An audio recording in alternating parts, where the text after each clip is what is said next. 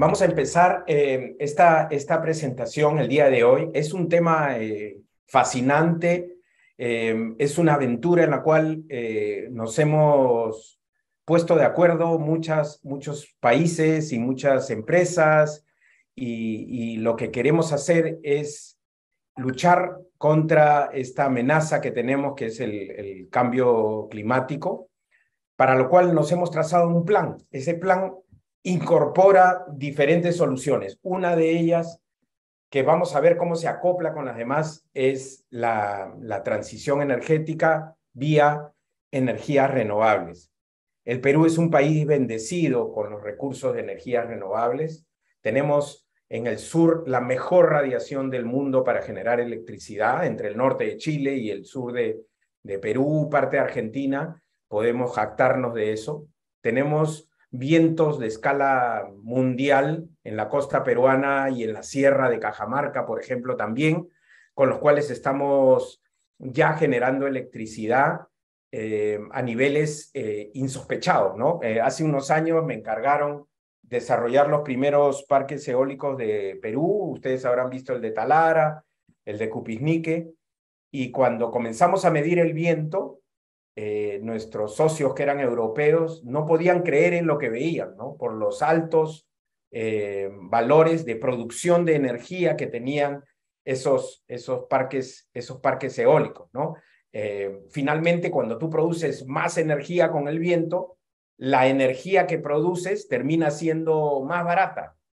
Y al ser más barata, permite su difusión rápida, que sea adaptada por los sistemas eléctricos. Y ese es un poco el caso del Perú. Pero en el Perú empezamos con una energía renovable un poco cara, porque eran otras épocas. Cuando nosotros hicimos los primeros proyectos, se generaban subsidios para poderlas hacer realidad estas energías, pero hoy estamos en otro mundo en el cual la energía renovable, eólica, solar, son las fuentes de generación más baratas que existen, ¿no? Es más barato generar con sol o con viento que generar, por ejemplo, con hidroeléctrica, que es también una energía renovable, o con gas, ¿no? Que son las dos fuentes que definen nuestra matriz energética.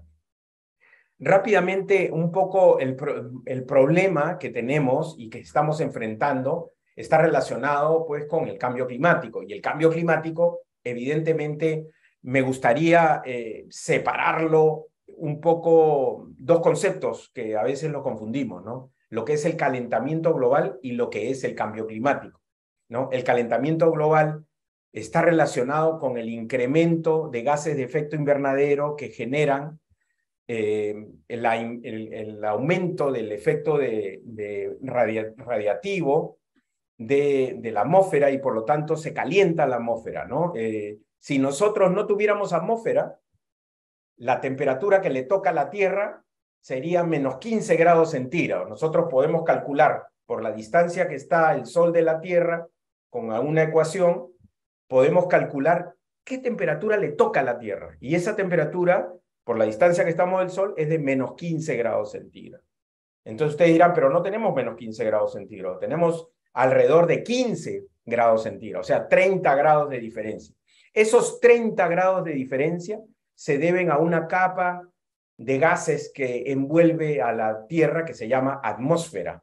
Y dentro de esa atmósfera hay unos gases que permiten que se retenga parte de la radiación solar y no sea irradiada nuevamente al espacio, que se llaman gases de efecto invernadero, y que son buenos y que han permitido que se desarrolle la vida sobre la Tierra como la conocemos. Pero lo que estamos haciendo en los últimos años de la era industrial es inyectar muchísimo más gases de efecto invernadero de lo que normalmente puede el sistema absorber, ¿no? Como sabemos, el exceso de gases de efecto invernadero son absorbidos por los océanos a través de un fenómeno que se llama weathering, que permite que el mar absorba estos gases. Pero nosotros estamos excediendo esa cantidad de gases que podemos tener en la atmósfera y por lo tanto generamos un calentamiento.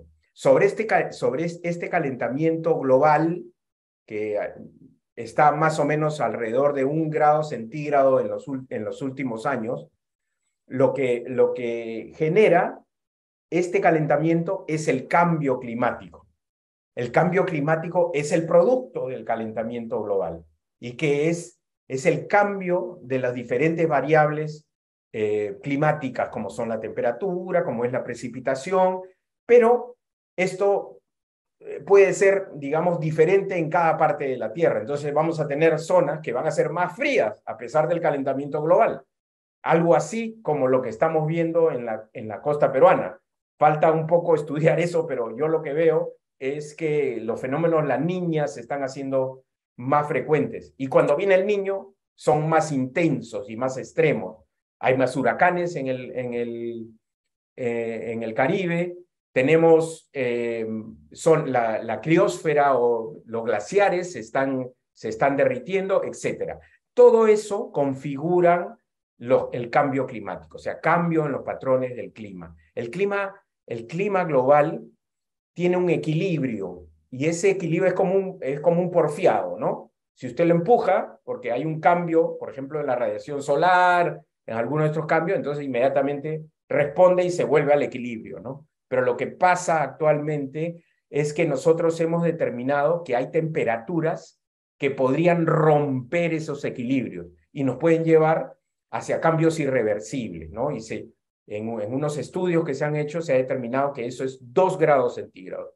Si yo llego a sobrepasar esos 2 grados centígrados, voy a romper el equilibrio climático y por lo tanto generar cambios irreversibles en el clima de la Tierra que podrían poner en peligro a la vida sobre la Tierra, incluyendo a la especie humana, ¿no? Entonces, ¿qué es lo que está pasando? Cambios que nosotros tenemos que combatir, ¿no? Si no hacemos nada,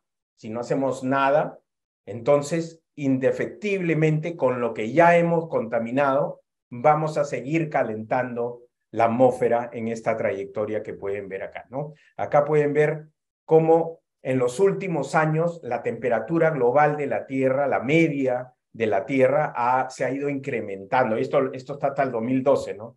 De ahí ha seguido calentándose, tengan por seguro. Entonces, ¿somos conscientes de la amenaza del cambio climático?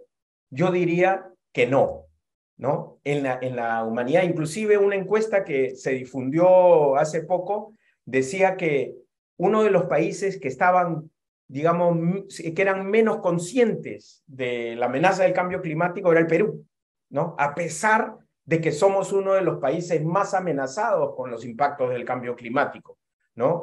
El retroceso glaciar, el fenómeno del Niño, zonas de desertificación, amenaza a la flora, a la fauna, la dependencia que tenemos por ejemplo, en la ciudad de Lima, de los glaciares de la sierra, ¿no? Es una ciudad que está amenazada con estrés hídrico. Entonces, no somos conscientes, ¿no? Como el de la figura que digamos, estamos viendo cada ola que viene, ¿no?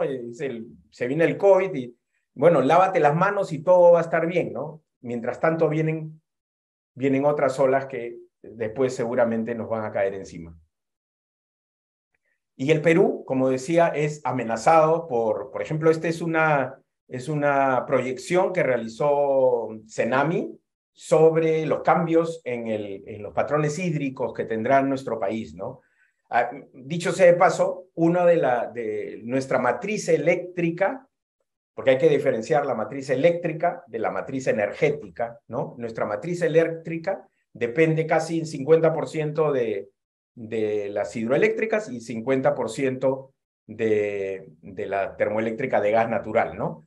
Entonces, una de las amenazas que tenemos también es en el sector eléctrico por esta alta dependencia a la hidroelectricidad, ¿no?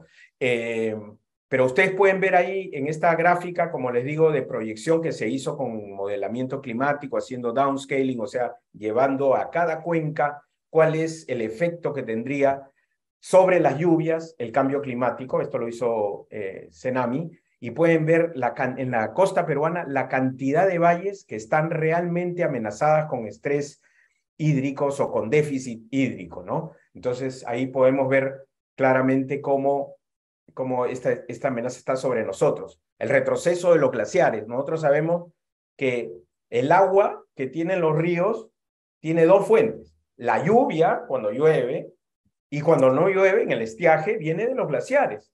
Entonces, amenazar los glaciares, este retroceso de los glaciares termina amenazando las fuentes hídricas que tenemos, no solamente en la costa, sino también en la sierra, ¿no? Y gran parte que tiene agricultura de subsistencia, ¿no? Entonces tenemos que tener en cuenta eso. Entonces, ¿qué es la transición energética?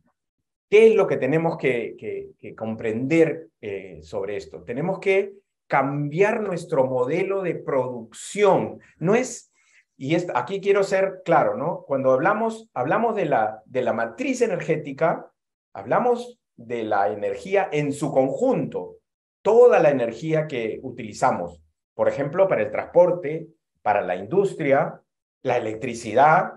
Entonces, tenemos que cambiar toda esa matriz de tal manera que nos vayamos alejando de los combustibles fósiles que emiten estos gases de efecto invernadero. Entonces tenemos que acudir a la energía limpia, a la economía circular para poder reutilizar los recursos, a la eficiencia energética. Tenemos que entender lo que es eficiencia energética. Cuando la gente le dice, oye, eficiencia energética, bueno, piensan en cambiar al foco LED, ¿no? Sí, también eso es eficiencia energética, pero uno puede ir mucho más allá. Por ejemplo, ustedes saben que en el país se produce, digamos, nuestro consumo de electricidad está centrado en ciertas horas. Entonces hay que salir de esas horas.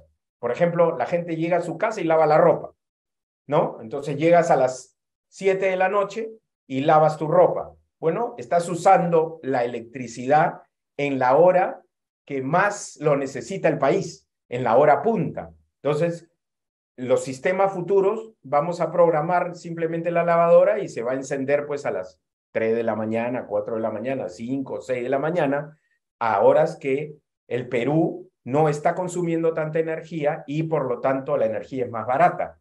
Entonces, tienes un beneficio al sistema en general, no lo estresas, y también hay un beneficio económico, ¿no? Algunas ideas de la transición energética. Una de las cosas que van a ocurrir en esta transición energética, el camino a la carbono neutralidad que queremos llegar en el 2050, es que vamos a empezar a electrificar todo.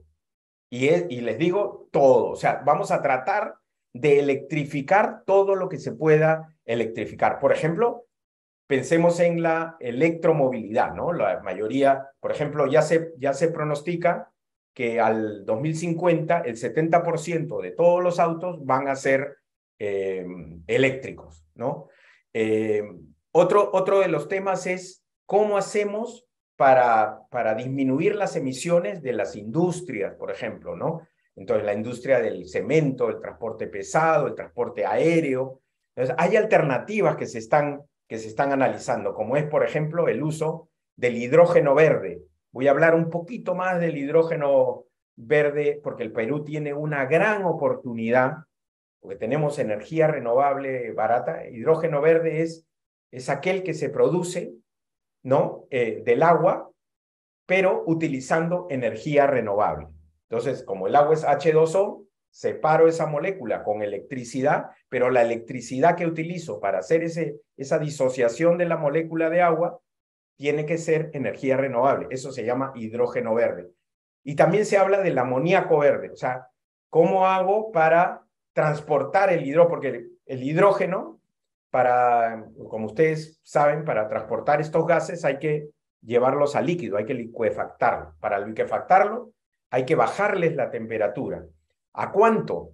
En el caso del hidrógeno hay que bajarlo a menos 253 grados centígrados, o sea, cerca al cero absoluto. Entonces, es muy caro, es difícil hacer eso, ¿no? Esto pueden hacer un símil con las vacunas estas que había que tenerlas a una temperatura muy baja, ¿no? Lo mismo ocurre con el hidrógeno. Entonces, para poder tener para poder transportar, digamos, mejor el hidrógeno, podemos generar amoníaco verde. ¿Qué es amoníaco verde? Es del aire tomo nitrógeno, porque la mayoría del aire que ustedes respiran tiene nitrógeno, 76% de la atmósfera es nitrógeno. Tomo nitrógeno y produzco amoníaco, NH3. Y el amoníaco sí lo puedo licuefactar a menos 30 grados centígrados, lo cual es mucho más manejable. Otras tecnologías que se están usando es la fusión nuclear, la fisión nuclear, que esperamos que pronto ya estén maduras y podamos, digamos, quitándole los peligros que nos ha generado la energía nuclear con Fukushima y todo lo que ha ocurrido últimamente con la energía nuclear, que uno tiene que tener cuidado con ella, pero de todas maneras es una energía limpia y que seguramente va a jugar un rol importante en la futura transición energética. Ahora, el Perú tiene la suerte, digo la suerte, o la bendición, como no tienen otros países, de contar con gas. Tenemos gas natural. Entonces, ¿el gas natural es una energía limpia? No sé, pero por lo menos es más limpio que el petróleo. Entonces, tenemos que aprovechar ese gas para que sea la energía puente, para que nos pueda llevar a una transición que no nos cueste tanto, que nos permita, digamos, apoyándonos en el gas, poder insertar más energías renovables variables, como es el sol, como es el viento que oscilan, podemos completar. Entonces, el gas va a tener un nuevo rol en el Perú. Tiene que tenerlo para poder regular esas variabilidades que tiene las energías renovables, ¿no? Y poco a poco esto va a ir disminuyendo, evidentemente, para llegar a la carbono neutralidad. Actualmente hay varios estudios, en él, por ejemplo, con Deloitte, han hecho un fantástico publicación que les recomiendo ver sobre la transición energética del Perú. Yo no voy a ahondar en los números, sino yo quiero simplemente transmitir estas ideas sobre la transición energética, sobre todo también porque despierta suspicacias, ¿no? Por ejemplo, yo soy, entre comillas, fanático de las energías renovables. Entonces dices, no, tú quieres que sea pura energía renovable. Entonces, ese es un estudio serio, bien hecho, que ustedes pueden consultar y donde se ha hecho también de manera con consultas, con talleres, se ha llegado a algunas conclusiones y recomendaciones para nuestro país, cuál es el mejor camino, cuál es el roadmap para llegar a esta carbono neutralidad. Además, y como último punto, pero no el menos importante, sino el más importante, la transición energética tiene que colocar en el centro a la persona. Tenemos que preocuparnos por los peruanos que no tienen electricidad, porque los peruanos que no tienen electricidad están totalmente aislados del mundo, del desarrollo, no tienen internet, no pueden congelar. Entonces es increíble que en pleno siglo XXI tengamos una gran población que no tiene electricidad. Entonces tenemos que preocuparnos y claro, utilizar energía limpia, utilizar energía renovable, ver cómo se migra hacia los trabajos de las energías renovables. Hay diversos estudios que demuestran que haciendo todo un plan de transición energética, el resultado final va a ser un incremento importante de nuestro PBI, de los trabajos, etcétera. Si no lo hacemos, vamos a estar en desventaja con los países que ya lo están haciendo. Y dicho sea de paso, estamos muy retrasados con respecto a nuestro vecindario.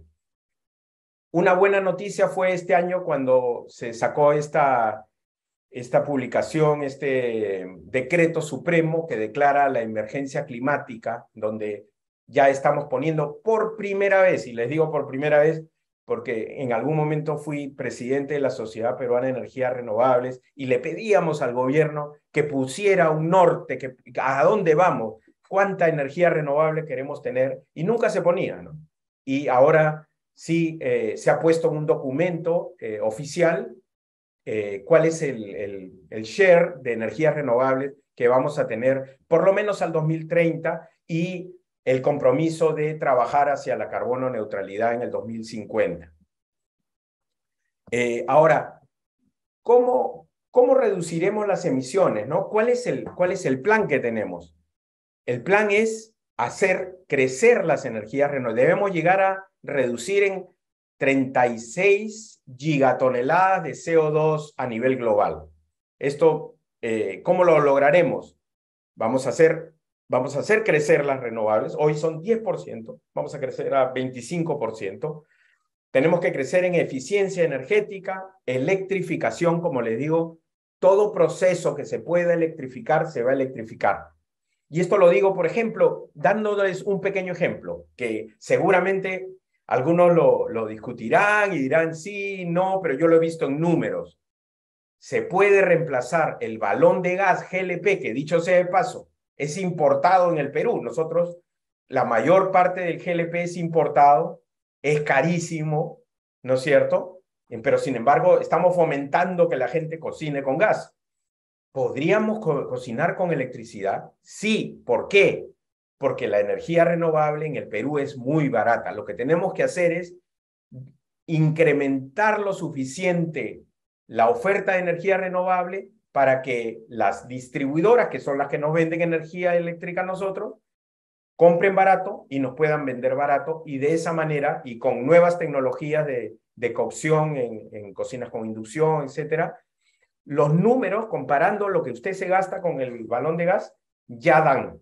Entonces, es un tema que no se quiere ver, porque en política energética, pues a veces hay mucha política y menos energética, ¿no? Ahora, ¿cómo vamos en el mundo? ¿Cuál es el plan? ¿Cuáles son los KPI? ¿Qué tenemos que estar controlando? Por ejemplo, la generación con energías renovables debe crecer 3 veces. ¿Cómo vamos? 26%, tenemos que llegar a 90%. En el consumo total de energía, debemos pasar del 19% al 79% de electricidad. La inversión de 250 millones de dólares al año debe pasar a 1.450 billones de dólares al año. Voy a pasar esto rápidamente. Como les decía, la energía renovable ya está bajando absolutamente de precio. Entonces, acá les traigo un ejemplo, uno de Chile, esto es en Al-Faisir, en Arabia, donde se bajó, en Arabia Saudita, donde se bajó hasta $10 el megavatio hora. Para que tengan una idea, en el Perú, la energía que usted compra en su casa, se la venden a $160 megavatio hora. Entonces, esta energía se genera a $10. En el Perú, la energía en generación te puede costar entre $30 para los grandes usuarios, ¿no es cierto? Y también $40, $50 para las distribuidoras. Y otro ejemplo que quería traer acá es que este año, el año pasado, mejor dicho, Engie firmó un contrato con la minera Quellaveco para comprarle la energía a este nuevo parque eólico que se llama Punta Lomitas. Gracias a ese contrato se va a construir un nuevo parque eólico de 280 megavatios. Entonces es una gran noticia para el Perú, porque antes no se podía hacer. Las mineras no le podían comprar energía a las renovables porque no tenían potencia, etcétera, porque eran caros. Y ahora tenemos estos ejemplos que van a permitir que la nueva generación en el Perú sea renovable. Acá podemos ver cómo los precios han disminuido con el tiempo de una manera extraordinaria, ¿no? Por ejemplo, las primeras solares en el Perú se vendía la energía a $220 megavatio hora. Hoy, en esos mismos sitios se puede vender a $25. Entonces han bajado tremendamente de precio, de 200 a 25. Las eólicas, la que yo me tocó dirigir los proyectos en el norte, entraron a $85. Hoy pueden vender esos proyectos en esas zonas a 28, 29, $30. Entonces han bajado de precio tremendamente. Y eso va a tener un efecto en las tarifas de la gente, de la industria, etcétera. Algo extraordinario que ha ocurrido en los últimos años, a partir del 2015, es que globalmente ya se instala más energía renovable que energía fósil. Salvo el año pasado, que ha habido un incremento por la guerra, o este año por la guerra de Ucrania, etcétera, que se está un poco instalando algo de carbón, están volviendo a prender las centrales de carbón por el tema del gas, etcétera, que les falta en Europa, pero lo que más se instala en el mundo es energía eólica y energía solar, y es una realidad. Las inversiones están ahí, los negocios están allí, las mineras, las industrias están buscando energía renovable, eso lo vamos a ver un poquito acá otra vez, cómo vienen bajando la solar fotovoltaica 13%, la eólica 13%. Acá podemos ver cómo el 10% de la matriz global ya es energía eólica y solar, ¿no? Antes era pues ridícula la contribución que tenían, ¿no? Las demás tecnologías evidentemente todavía tienen una contribución importante. Ahí pueden ver el gas, el carbón, ¿no? Que todavía tienen mucho más contribución que lo que da las energías renovables. Entonces hay un camino por recorrer.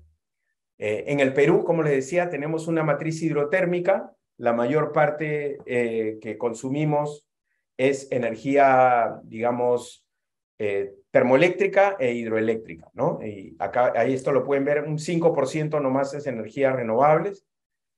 Tenemos una centralización de la generación eléctrica y eso es un gran problema, pero también una oportunidad, porque la energía eólica está en la costa, en el norte, y la energía solar está en el sur. Entonces es una oportunidad para desarrollar, digamos, estas inversiones de generación distribuida en diferentes partes del Perú y por lo tanto disminuir nuestra centralización. El 80% de la energía que consume el Perú está en Lima. Entonces tenemos que cambiar eso, tenemos que hacer generación en todo el país. Nuestros recursos, esto lo voy a pasar rápido, son, ya lo dije, de escala global. Tenemos el mejor sol del mundo para generar electricidad en el sur del Perú. En realidad se puede generar electricidad con el sol en todo el Perú, pero la mejor, digamos, el LCOE, que es el precio que yo puedo generar la energía, es mucho más barato, evidentemente, con sol en el sur, la eólica en el norte, en el centro, donde podemos generar pues, con valores realmente baratos de electricidad. Tenemos la geotérmica, que es una fuente también que debemos aprovechar. Esto se lo presento así rápidamente. Hay 20.000 megavatios en desarrollo en el Perú, más de 20.000 millones de dólares en inversiones que podrían entrar con una política adecuada que permita ya no solamente atender la demanda, que nosotros tenemos 7.500 megavatios, sino también promover la generación de hidrógeno verde, que va a ser el gran consumidor de energías renovables en los próximos años.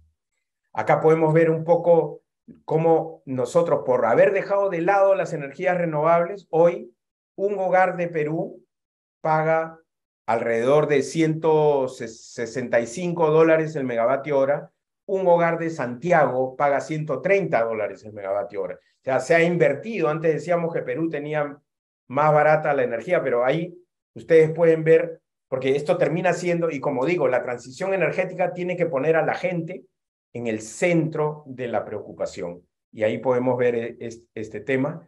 Ahora, ¿por qué a las empresas les importa tanto el tema de cambio climático, de transición energética? Primero, presiones regulatorias. La mayoría de los negocios quieren llegar a ser resilientes en el futuro y se están viniendo cosas como impuesto al carbono. El que más consume, el que más contamina, le va a costar, ¿no? Entonces va a haber límites de emisiones, etcétera. Los clientes están buscando servicios sostenibles, respetuosos con la atmósfera, con el ambiente. Los inversores y los prestamistas, los bancos, no le quieren prestar ya a proyectos con energías fósiles, con diésel. Entonces, es como que se quieren limpiar de todo eso, ¿no? ¿Se financian proyectos de gas? Sí, pero muy difícil. Y de diésel, ni qué decir, de carbón menos. Ahora, las empresas están haciendo este esfuerzo por arreglar su huella de carbono. Entonces ahí tenemos que pensar en qué alcance, queremos que nuestra empresa vaya, ¿no? Entonces, por ejemplo, en el alcance 1 es todas tus fuentes propias, todo lo que tú consumes, tus carros, todo en general. El alcance 2 es la energía comprada por la empresa a un tercero, por ejemplo, la electricidad. Y el alcance 3 son aquellas fuentes que no son propiedad ni controladas por la empresa. Quiero que vean el cuadrito de abajo rápidamente. Entonces, si queremos estar en el scope o en el alcance 2 y 3, ¿no es cierto? La alternativa que nos permite reducir y reemplazar en todos los casos, la mejor de todas son las energías renovables. Acá podemos ver esta foto, la saqué en el Totus de Miraflores, donde pueden ver que esta botella de aceite dice que la botella de aceite ha sido fabricada utilizando energías renovables. Entonces, lo que está sucediendo es que los consumidores están exigiendo que los productos sean hechos con energías renovables. Se ha generado el concepto del cobre verde. En el Perú, que tenemos minería, que el cobre haya sido producido utilizando energías renovables. Lo mismo pasa en la agroindustria. Ya se están instalando impuestos al carbono en varios países inclusive en América. Chile, Costa Rica ya lo tiene, Colombia lo tiene presentado ya. Este es el tema del hidrógeno verde. El Perú tiene un gran potencial para generar el hidrógeno verde, que va a ser, digamos, el combustible del siglo XXI. En realidad es un vector energético, nos permite almacenar energía, nos permite transportar energía, nos permite, porque tenemos las baterías, pero las baterías son para guardar energía 2, 3 días, ¿no? Con el hidrógeno yo voy a tener un tanque, como tengo combustible hoy en día, y luego utilizarlo para diferentes fines. De uso directo, también, para los carros que usan, para los trenes, y de uso indirecto, como amoníaco, por ejemplo, para producir fertilizantes, etc. Entonces, con el hidrógeno vamos a poder descarbonizar. Nosotros tenemos todas las eólicas, por ejemplo, en la costa, y también las solares, pueden producir energía, podemos jalar agua del mar y producir hidrógeno y exportarlo a Europa, que van a estar felices de comprarlo, ¿no? La mayoría de países en Sudamérica quieren aprovechar esta oportunidad, y para que tengan una idea, Chile quiere reemplazar, digamos, lo que produce hoy en cobre por producción de hidrógeno, convertirse en una potencia mundial de producción de hidrógeno. Tenemos que pensar nosotros los peruanos que podemos hacer exactamente lo mismo y aprovechar esta oportunidad de la transición energética. Ahora, hay alianzas globales para acelerar la transición energética. Quiero correr un poco porque creo que el tiempo se me está acabando. Este es un tema fascinante. El RE100, que lo ven ahí, es una iniciativa global corporativa. La mayoría de grandes empresas del mundo están ahí. Se empezó con 100, o sea, se quería tener 100, ahora hay más de 350 empresas que se han comprometido a tener toda su matriz 100% renovable. Y eso es lo que está ocurriendo en el Perú. Cuando hemos ido al Perú Min hace 15 días, te das cuenta que todos quieren ahora tener contratos con energías renovables, lo cual es una buena noticia, ¿no?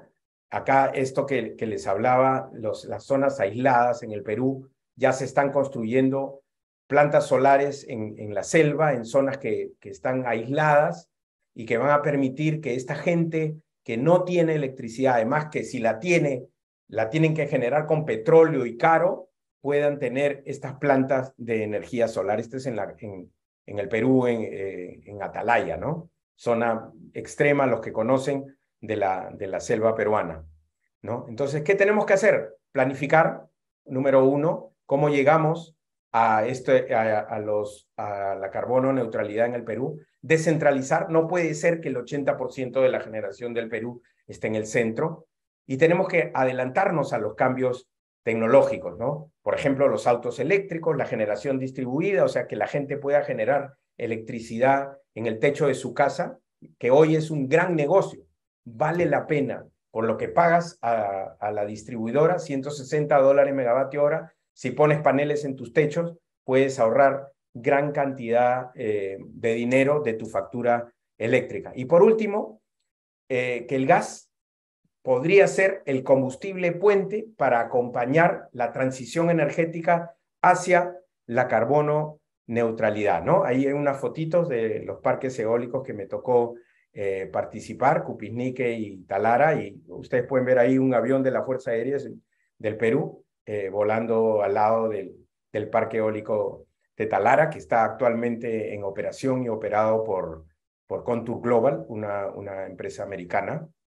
Y esto sería todo y espero que el mensaje de la transición energética haya llegado. Muchísimas gracias.